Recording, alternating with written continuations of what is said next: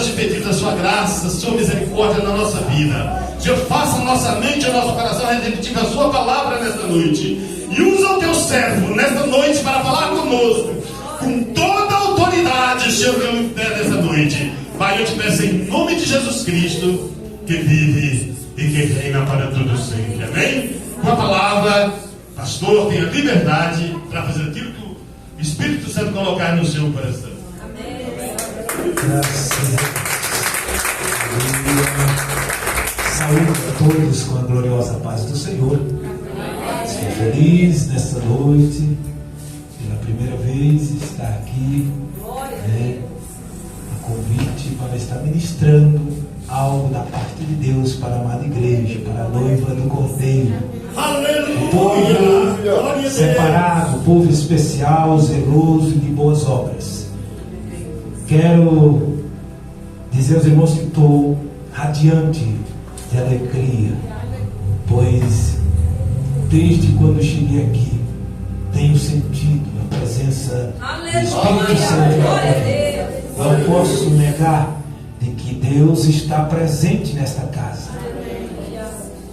Ele é fiel e justo para cumprir as suas promessas. E ele disse: onde estiver 2 ou 3 reunidos ou falando no meu nome, ali estarei eu no meio deles.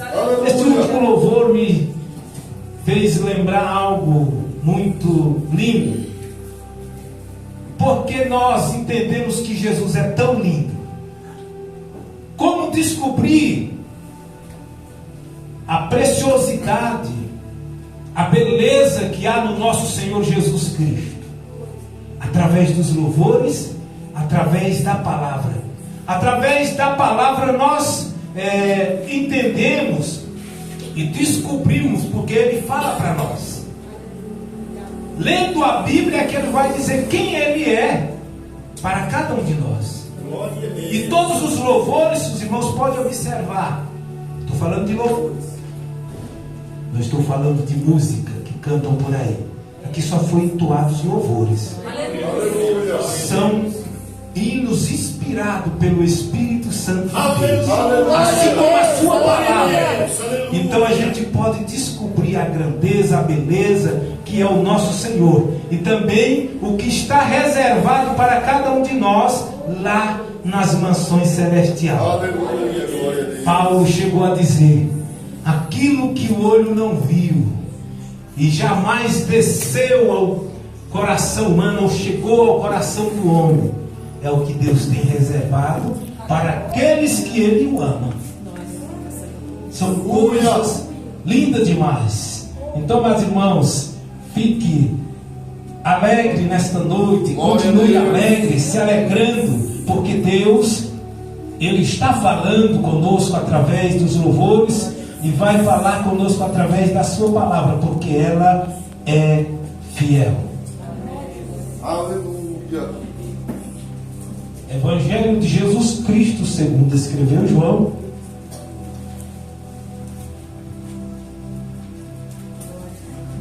capítulo de número 9. Evangelho de Jesus Cristo, segundo escreveu João, capítulo de número 9, verso de número 24 ao 25, e vamos passar para o 32 e o 33, apenas 4 versículos. Estamos no culto de libertação, culto a qual nós podemos receber do Senhor a libertação, a cura, libertação e cura. Mas antes da cura vem a libertação. Aleluia. Pode ser, pode não ser, depende da fé de cada um de nós. Veja só o que diz aqui, verso 24. Os irmãos encontraram? Então chamaram pela segunda vez o homem que tinha sido curado, que tinha sido cego, e lhes disseram: diga a verdade diante de Deus. Nós sabemos que que esse homem é pecador. Verso 25. Ele respondeu: se é pecador, não sei. Uma coisa sei: eu era cego e agora vejo. Aleluia. Verso 32. Deus, aleluia. A resposta desse jovem: desde que o mundo existe, jamais se ouviu que alguém tenha abrido os olhos a um cego de nascença. Se este homem não for de Deus, não podes ter feito nada. Amém? Podeis tomar assento. Aleluia. Nós estamos diante de uma palavra que requer bastante diligência para nós entendermos por que Jesus, o nosso Senhor e Salvador, enfrentou tantas dificuldades na sua vida, na sua caminhada, por fazer o bem. Todas as dificuldades, as provas que Jesus passou com os saduceus, com os fariseus e com os principais da sinagoga, os sacerdotes, era porque ele fazia o bem. E muitas vezes na nossa caminhada nós queremos reclamar para Deus quando somos questionados em algumas áreas, ou até mesmo provar por que acontece isso. Nós não estamos desavisados das coisas que podem nos acontecer. Quando o Senhor Jesus veio, ele enfrentou dificuldade desde o seu nascimento até a hora da sua morte de cruz. Mas como igreja do Senhor, ele deixou bem claro para nós que o servo não é melhor do que o seu Senhor. Aleluia. Nem o discípulo melhor do que o seu discipulador. E nós vemos aqui Jesus enfrentando os fariseus de perto. Uma das provas, uma das duras provas que Jesus enfrentou com os fariseus foi nesta aqui do moço que ele curou, que era cego de nascença. Por quê? Jesus sempre fez questão de fazer os seus sinais, as suas curas nos dias de sábado. E era uma das coisas que eles reclamavam muito. E nesta cura, Jesus usou uma das coisas que os judeus detestavam que alguém mexesse, era na terra. Ninguém poderia tocar em nada, nenhuma ferramenta, nem cavar um buraco, nada da terra. E Jesus pega a terra, faz lodo, passa nos olhos daquele cego e manda ele lavar no tanque, Siloé. E eles chegaram até a dizer: esse homem é um pecador, porque ele está curando no sábado. E o jovem respondeu para ele: se é pecador, eu não sei. De uma coisa eu sei: eu era cego e agora eu vejo. Aleluia. Aleluia. Glória a Deus. Mas eles não pararam por aí. Eles queriam descobrir realmente quem era Jesus. E aquele jovem foi andando, foi caminhando, né? Foi entrelaçando ali a palavra e dando instruções a respeito de Jesus para aqueles homens. Na terceira vez, eles disseram: queremos saber quem é esse homem que fez isso. Ele disse: eu já disse para vocês, mas vocês não acreditam. Por acaso vocês querem se tornar discípulo dele? Aleluia. O jovem já estava entendendo que eles estavam insistindo demais. Porque algo que tinha sido feito ali era algo sobrenatural, que o jovem testificou aqui no verso de número 32. Nós vamos ver um dos doutores da lei, Nicodemo, também ouvindo falar dos feitos do nosso Senhor Jesus Cristo. A Bíblia diz que ele foi ter de noite com Jesus para saber a respeito da salvação. Mas uma coisa eu observo nessa parte do capítulo 3 de João. Quando Nicodemo chega lá, ele disse: bem sabemos que tu és mestre vindo de Deus, porque ninguém pode fazer esses sinais que tu está fazendo se Deus não for com ele. O chefe da sinagoga, um ensinador, um discipulador ali dos fariseus, dos saduceus. E ele foi ter de noite, porque ele não poderia sair de dia, porque ele ia ser visto pelos seus compassos ali, pelos seus chefes ou chefiados, pelos seus discipulados e também pelos seus mestres que lateavam com ele ali a cadeira da sinagoga. E Jesus não somou para dizer para ele: se tu não nascer de novo, tu nem vai ver o reino de Deus. Jesus veio para pregar a verdade, curar, libertar, limpar os leprosos. E ele não estava economizando em nada do que ele veio fazer. Chegou um ponto que Jesus estava tão apegado às coisas do reino, que ele já estava ali alguns dias sem se alimentar. E a Bíblia diz que os discípulos, preocupados com Jesus, disse: mestre, quer comer alguma coisa? E ele responde para eles: a minha comida e a minha bebida é fazer a vontade de meu Pai que está no céu. Uma comida eu tenho para comer.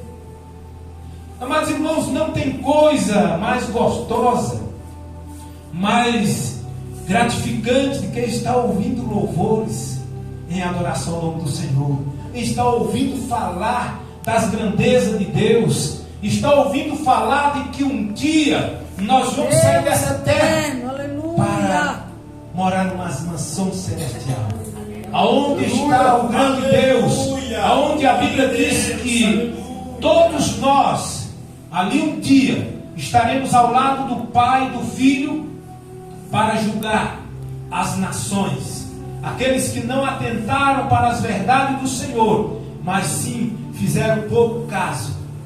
E nós vemos que neste texto da Bíblia Sagrada, este jovem, tanto ele como seus pais foram questionados a respeito desta cura, deste milagre tão grande, porque foi testificado aqui que desde quando existiam pessoas, ninguém jamais se ouvia falar de alguém que teria abrido os olhos de um cego de nascença.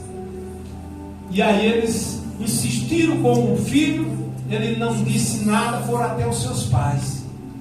Mas eles já tinham proposto, dizendo: se alguém disser ou falar alguma coisa a respeito de Jesus, vai ser expulso da sinagoga. E os pais daquele jovem, junto com ele, moravam na sinagoga. Observe isso. Quando alguém zela ou preza pelas verdades de Deus, ele corre um sério risco de ser expulso de alguma repartição da sociedade. Eu sou testemunha que nós passamos por uma cidade de Posse, aonde quando nós chegamos ali, a primeira coisa que eu ouvi, meus filhos tudo jovem, querendo trabalhar, e alguém falou: se falar que é crente, eles não contratam. Eu falei: agora arrumaram o problema, porque o dono da vida está lá em cima, o dono das empresas está lá em cima. Glória a Deus. Fui pro joelho. Vamos orar. Primeiro mês a minha filha foi contratada para trabalhar, carteira assinada. Aleluia. Depois o meu filho, solteiro. Depois o casado. Eu estava subindo um dia Mas o meu filho, para ele prestar serviço, era fazer um pico, né? E eu orando dentro do carro, na hora que eu voltei, que eu deixei ele lá. Falei, Senhor, eu quero que o Senhor arranje um emprego para o meu filho, carteira assinada. Quando é a tarde, ele liga: pai, tem um moço aqui que está querendo fichar minha carteira. O que é que o senhor acha? Eu digo: aproveita. Até hoje ele está lá. Mais de 2 anos. Carteira assinada. Glória a Deus. Então nós não devemos ter medo. E os pais daquele jovem, quando foram questionados a respeito da cura do seu filho, eles disseram: sim, nós somos realmente o pai do jovem que era cego, mas ele tem idade suficiente para responder vocês. Pergunte a ele. Aí foi onde eles foram pela 3ª vez perguntar ao jovem. Os pais não disseram nada com medo de ser expulso da sinagoga. Mas quando o jovem disse que ele já tinha respondido eles estavam querendo se tornar discípulos de Jesus, eles expulsaram o jovem da sinagoga. Aí Jesus chega e pergunta: oh Deus eterno, Deus tremendo. E Jesus, ouvindo que eles tinham expulsado o homem, ao encontrar, perguntou, verso 35: você crê no Filho do Homem? E ele respondeu: quem é, Senhor, para que eu creia? Aí Jesus responde no verso 37: e Jesus lhe disse: você já o tem visto, e é o que fala contigo. Ele lhes falou: eu creio, Senhor, e o adorou. Então Jesus só estava esperando eles expulsar o jovem da sinagoga para perguntar se ele ainda cria no Filho do Homem. Aleluia. Sabe por quê, irmão? Porque tem pessoas que, se ele não for contratado na empresa que ele está querendo, por causa de ser crente, ele abandona Jesus. Se for assim, não compensa servir Jesus. Mas esse jovem, ele levou a sério o compromisso real. Por isso que Jesus perguntou para saber se ele ainda tinha algo ardente no seu coração. Você crê no Filho do Homem? Ele disse: quem é ele para que eu creia? Ele disse: sou eu que falo contigo. E eu creio, Senhor. E o adorou. Mesmo em dificuldade, estava sem teto. Os pais ficaram lá. Ele estava no meio da rua. Poderia dizer: eu não creio. Eu não creio mais em nada, porque até o lar que eu tinha eu perdi. Mas ele disse: eu creio. E o adorou. E Jesus continua dizendo aqui: eterno Rei da glória. Jesus continuou: eu vim a este mundo para a justiça, ou para juízo, a fim de que os que não vê, vejam, e os que vê, se tornem cegos. Alguns dos fariseus que estavam perto disseram, ou perguntaram: por acaso também nós somos cegos? Olha só a resposta de Jesus. E Jesus respondeu: se vocês fossem cegos, não teria pecado.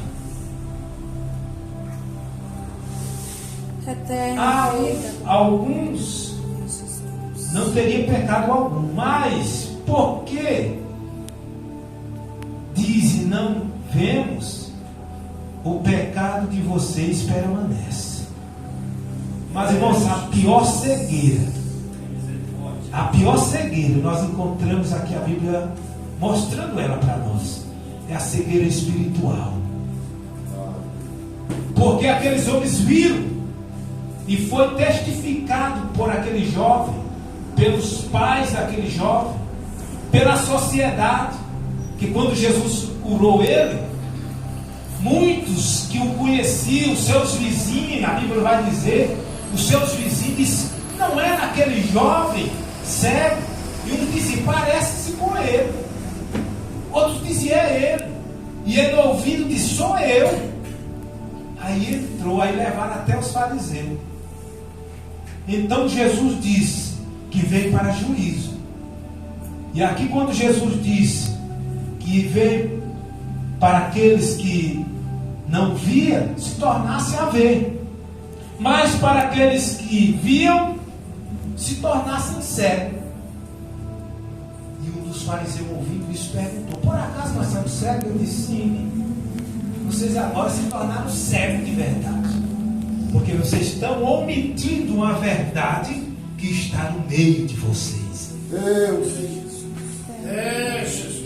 E por isso, Aleluia. o pecado vai permanecer sobre vocês. Muita gente, nos dias de hoje, estão se tornando cegos por não crer de que Jesus é o mesmo. Ontem, hoje e será eternamente. O mesmo Jesus que curou este cego, ele continua curando. Nós vamos ver na história dos apóstolos.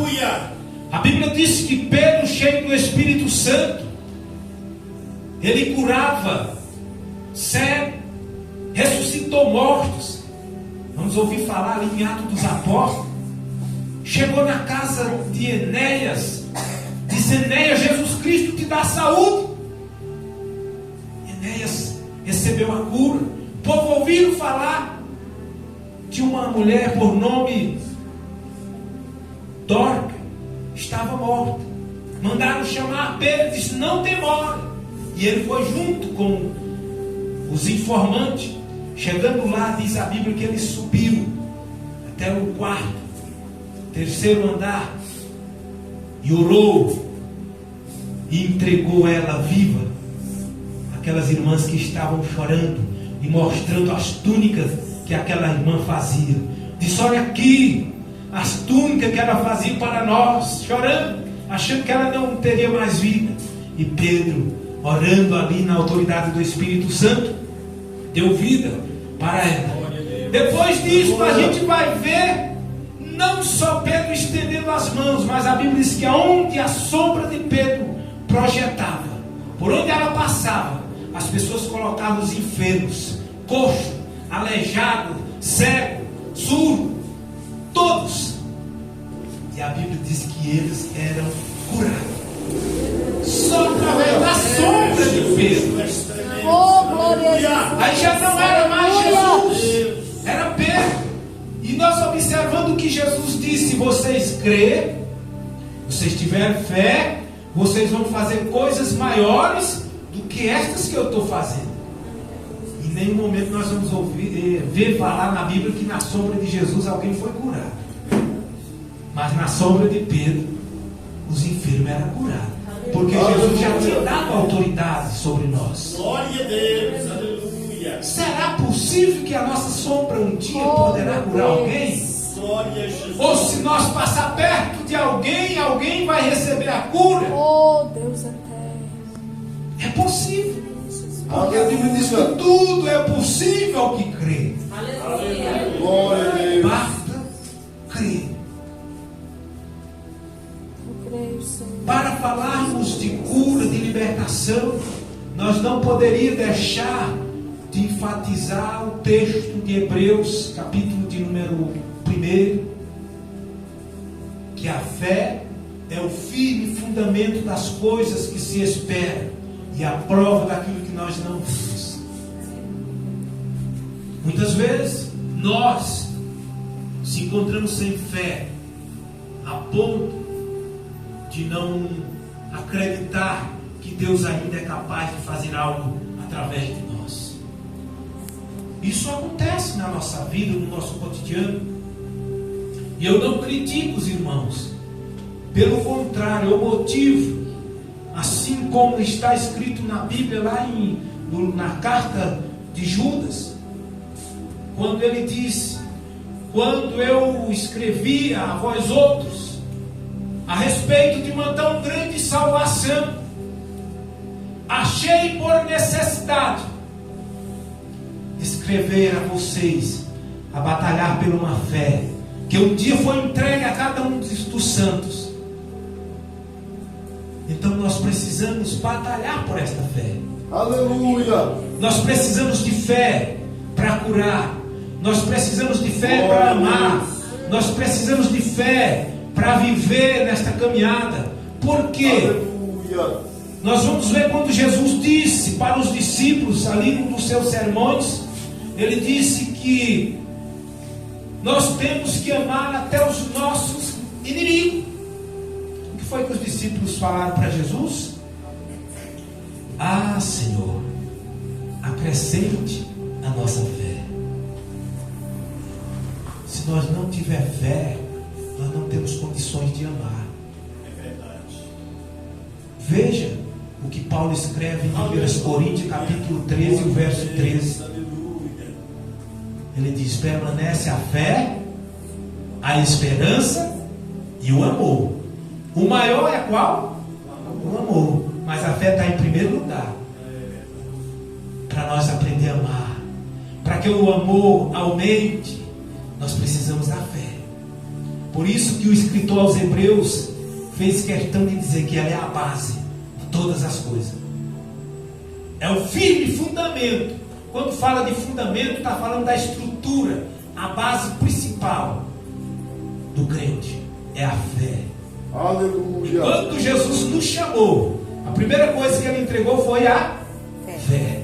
Tem um hino da arte cristã que diz: pela fé que uma vez nos foi dada, a seguir o Cordeiro de Deus, pela graça de Deus enviada, andarei com valor para o céu. Aleluia. Sem fé é impossível agradar a Deus. É necessário que aqueles que se aproximem dele creiam que ele existe e que é galardoador dos que o buscam. Hebreus 11, verso 6. Então, meus irmãos, a fé é a base do cristão para recebermos cura, para recebermos libertação. A libertação, ela é algo também que está incluído no contexto dessa história, porque nós vamos ver mais à frente, no capítulo 9, no capítulo 8, perdão, atrás do capítulo anterior, nós vamos encontrar Jesus trazendo uma palavra ali para os saduceus, os fariseus, e o povo judeu que estava ali, alguns que frequentavam sempre os cultos, os sermões de Jesus Cristo. E a Bíblia diz que muitos dos judeus creram em Jesus. Eles se alegraram em ver Jesus aplicando aquele sermão e creram em Jesus. Aí nós vamos encontrar quando Jesus fala lá no capítulo 32 do capítulo 8, verso 32, quando Jesus diz: e conhecereis a verdade vos libertará.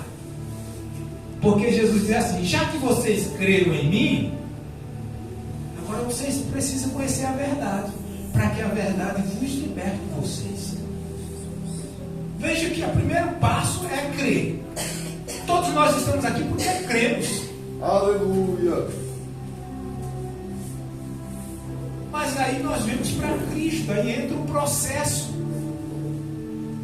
da libertação, da santificação, da regeneração, que é um processo delicado na vida da igreja. Aí eles disseram para Jesus: nós somos descendência de Abraão, e jamais, olha só, jamais fomos escravos de ninguém. Aí Jesus diz para ele: quem peca é escravo do pecado. O filho sempre fica na casa, o escravo não. Aí o verso 36 ele vai dizer: se pois o filho vos libertar, verdadeiramente sereis livres. E aí entrou outra demanda dos judeus, dos fariseus, sacerdotes, a respeito desta libertação. Nós não encontramos dificuldade dificuldade hoje de encontrar pessoas com essa mesma mentalidade. Uma certa feita eu estava andando numa cidade de Planaltina e um irmão, obreiro, me enxergou de longe e ele falou: a paz do Senhor, meu irmão, estou achando você parecido com um pecador. E eu digo: mas lavado e remido pelo sangue de Jesus. Aleluia. Se nós não estiver andando na direção da palavra, a primeira reação é chamar a atenção do irmão. Porque quando alguém diz: ó, irmão, você tem que se converter nessa área, o irmão já fecha a cara. Você tem que melhorar nisso para poder subir, o irmão fecha a cara. Então, libertação é isso. Nós cremos, se alegramos e cremos e recebemos. Agora entra o processo da libertação. Aqui estou falando desses dois assuntos porque é culto de libertação e culto de cura. Aleluia. A cura já aconteceu e já está acontecendo. Você pode estar sendo curado aí através desta palavra. Glória a Deus. Aleluia. Tudo é possível ao que crê. Glória a Deus. Aleluia. Então nós vemos, quando Nicodemo foi até Jesus, ele já foi crendo. Ele não ignorou nada. Ele só perguntou: como pode ser isto?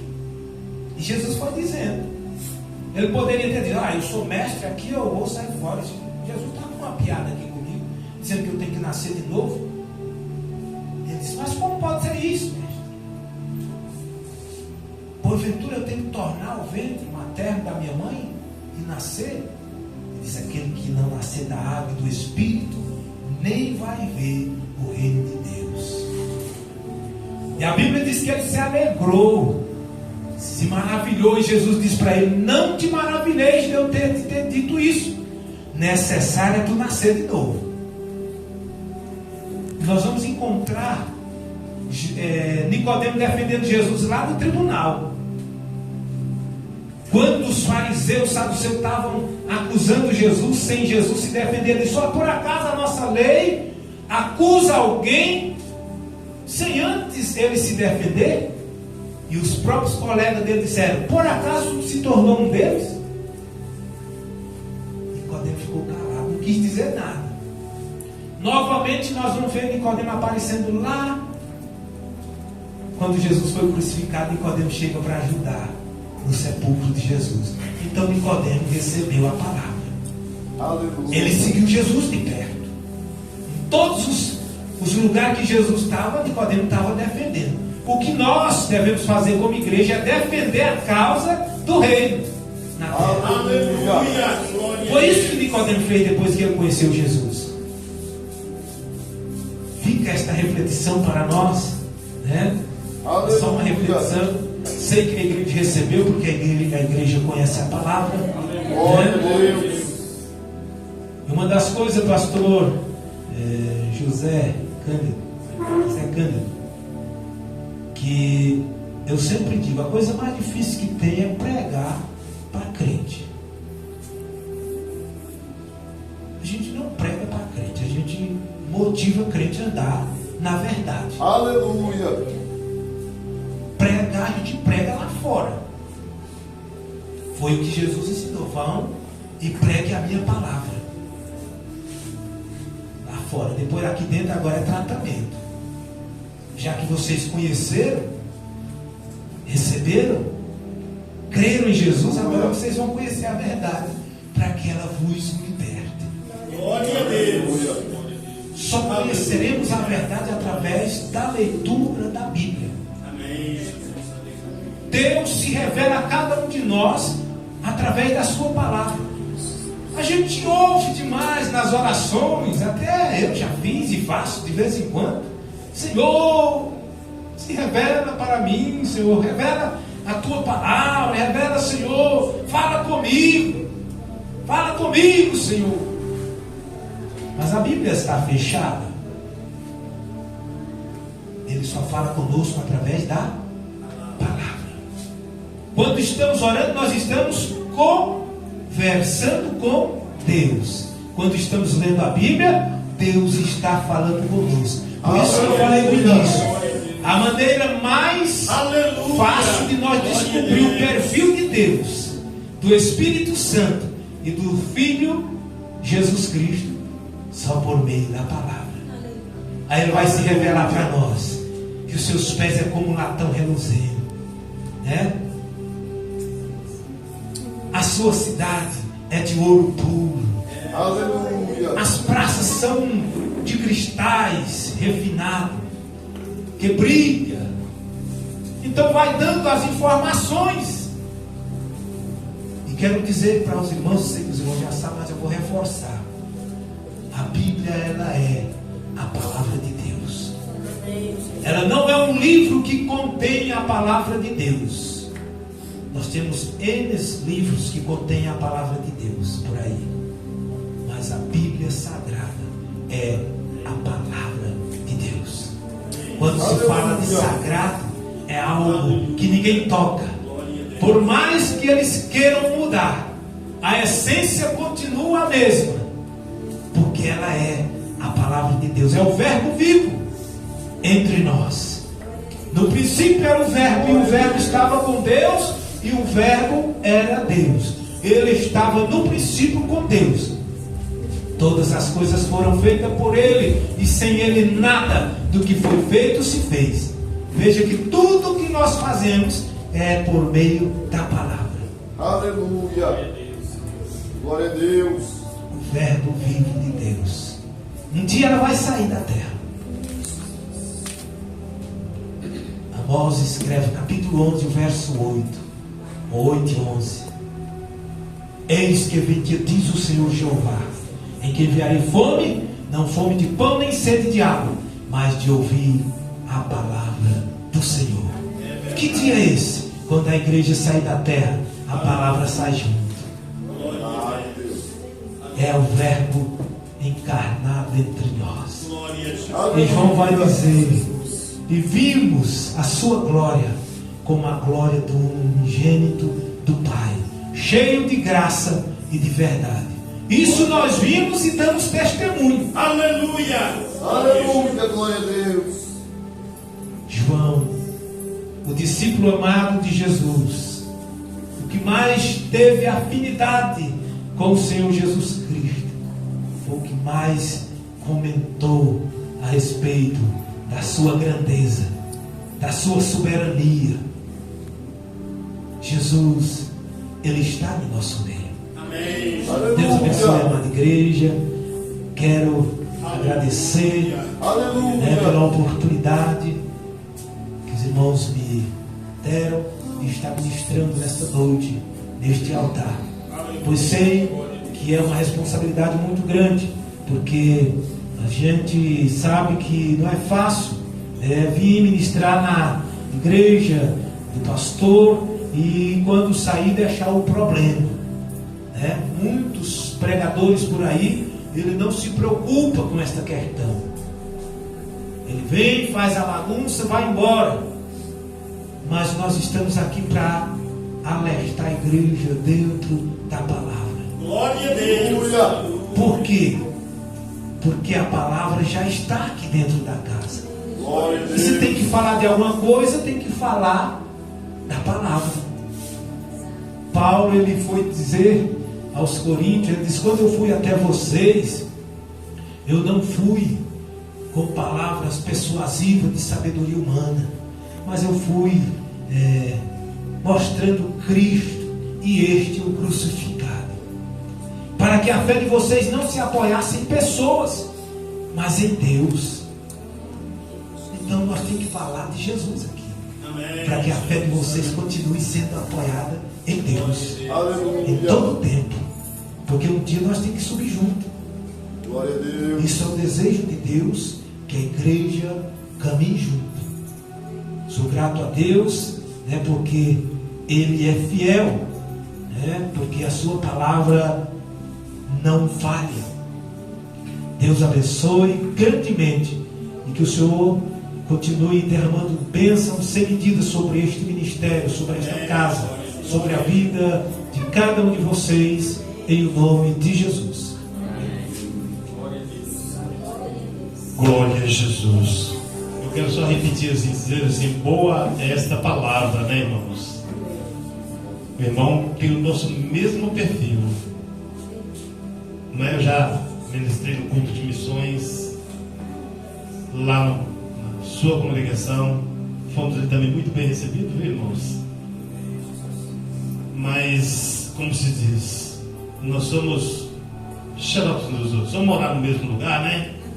Aleluia. Irmãos, eu quero que um obreiro, viu, mano? Passa a salva e tira a oferta. Nós contribuir na obra de Deus segundo o que puser no vosso coração, viu, irmãos? Aleluia. E eu quero falar aqui de um outro assunto, já agradecendo os irmãos por o convite, o Daniel, a Cirlei, as nossas irmãs que louvaram aqui lindamente, né? Tudo para a glória do nome de Jesus. Eu gostaria o que eu queria dizer para os irmãos é o seguinte, que hoje nós vamos anunciar aqui o início da nossa campanha. Obrigado. A campanha da prosperidade, viu, irmãos? Jeová Jireh. Aleluia. O título da campanha está lá, os versículos básicos estão em Provérbios, capítulo 3, versículo 8, 9 e 10. Honra o Senhor com sua fazenda, com a primícia de todas as suas rendas, e encher-se-ão os teus celeiros, e transbordarão os teus lagares de mosto ou de vinhos. Muitas vezes se faz campanha em ministérios que vem aqueles envelopinhos lá, né? Irmãos, põe aí um valor. Eu vou repetir o que eu falei em todas as congregações.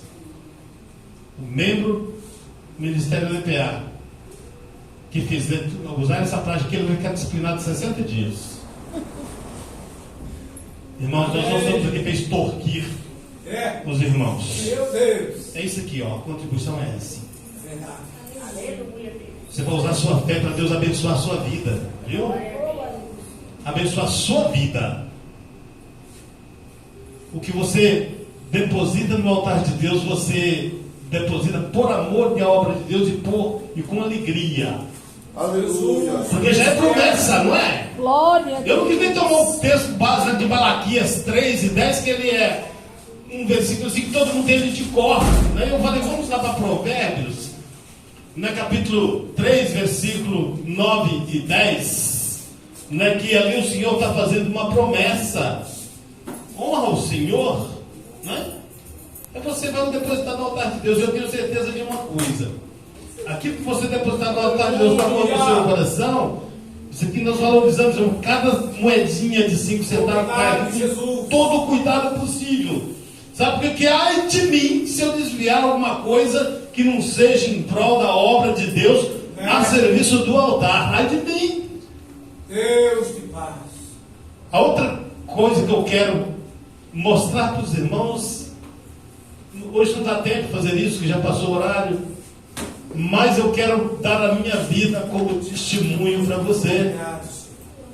Aleluia. Porque eu tenho uma vida abençoada, eu quero que você receba também esta bênção na sua vida. Aleluia. Viu?